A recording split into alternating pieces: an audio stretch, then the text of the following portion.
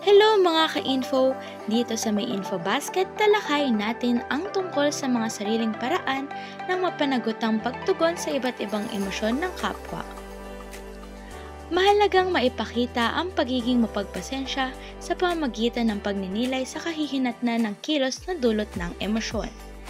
Alam mo ba ang mga sariling paraan ng mapanagutang pagtugon sa iba't ibang emosyon ng kapwa?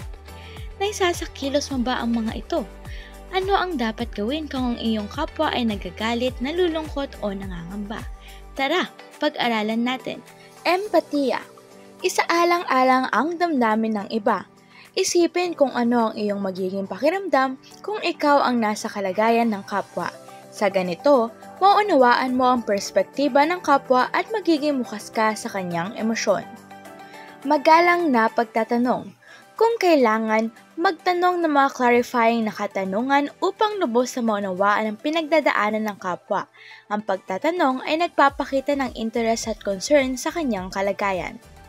Pakikinig. Makinig ng mabuti sa sinasabi ng iba. Bigyan sila ng pagkakataon na maipahayag ang kanilang mga damdamin, karanasan at iniisip. Validasyon. I-validate ang nararamdaman ng iba. Sabihin halimbawa na nauunawaan mo kung bakit galit siya o malungkot. Ipakita ang pagtanggap at pagrespeto sa kanilang damdamin kahit pa magkaiba kayo ng perspektiba at paniniwala. Pagbibigay ng suporta. Ialok ang iyong suporta sa kapwa sa oras ng pangangailangan. Ipakita ang pagmamahal at malasakit sa pamamagitan ng pagpapalakas ng kanilang loob o pagbibigay ng moral na suporta. Pagsasalinwika ng damdamin. Subukang ilarawan ang iyong sariling damdamin sa isang malinaw at malumanay na paraan. Ito ay makatutulong upang gumaan ang pakiramdam ng kapwa. Ipahayag halimbawa ang iyong kalungkutan at pakikiramay sa kaibigan na nagluluksa. Pagkaalok ng payo o solusyon. Kung ang tao ay handang tumanggap ng payo, maaari mong isuwestiyon ang naiisip mong magandang gawin batay sa iyong karanasan. Ngunit gawin ito ng may pag-iingat at respeto. Ipaliwanag na siya pa rin ang magpapasya para sa kanyang sarili. Pagmamalasakit at paggalang.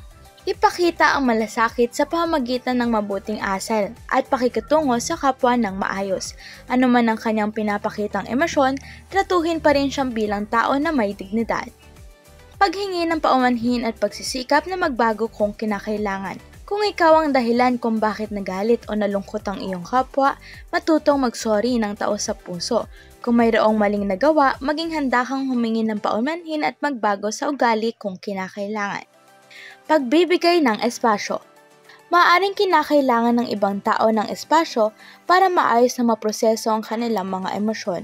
Irespeto ang kapwa kapag sinabi niyang gusto niya munang mapag-isa. Kapag handa na siya makipag-usap, doon siya kausapin. Tandaan na ang mapanagutang pagtugon sa iba't ibang emosyon ng kapwa ay nakatutulong sa pagpapanatili ng sariling kalusugang pangkaisipan na nagtitiyak sa pagpapabuti ng ugnayan sa kapwa.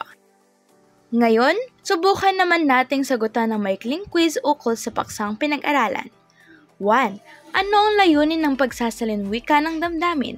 A. Magbigay solusyon agad. B. Ilarawan ang iyong sariling damdamin sa malumanay na paraan. C. Pumuna ng iba. Number 2. Ano ang maaaring mangyari kapag nagtanong ka ng clarifying na katanungan sa iyong kapwa? A. Mas lalong magalit ang kapwa. B. Magiging mas malinaw ang iyong pangunawa sa kanilang nararamdaman. C. Hindi ito makatutulong. Ano ang kahalagahan ng pagbibigay ng espasyo sa kapwa? A. Para maiwasan ng kapwa. B. Upang maayos na maproseso ng kapwa ang kanyang emosyon. C. Dahil wala kang pakialam. Number 4. Paano mo maipapakita ang validasyon sa damdamin ng kapwa? A. Ignore ang kanyang damdamin. I-validate ang kanyang nararamdaman at maipakita ang pagtanggap. C. Sabihing mali siya. Number 5. Ano ang dapat gawin kung ikaw ang dahilan ng galit o lungkot ng kapwa? A. Hindi mo na siya kakausapin. B. Humingi ng paumanhin at magsikap na magbago kung kinakailangan. C. Isisi sa kanya ang lahat. Sa mga guro at mga magulang, maaari itong gawing e-learning activity para sa mga bata. Ipasulat sa papel o comment section sa ibaba ang 3 paraan ng mapanagutang pagtugon sa emosyon ng kapwa na kanilang natutunan sa video. O kaya naman, ipasagot sa isang papel o kwaderno ang short quiz sa video tungkol sa mapanagutang pagtugon sa emosyon ng kapwa.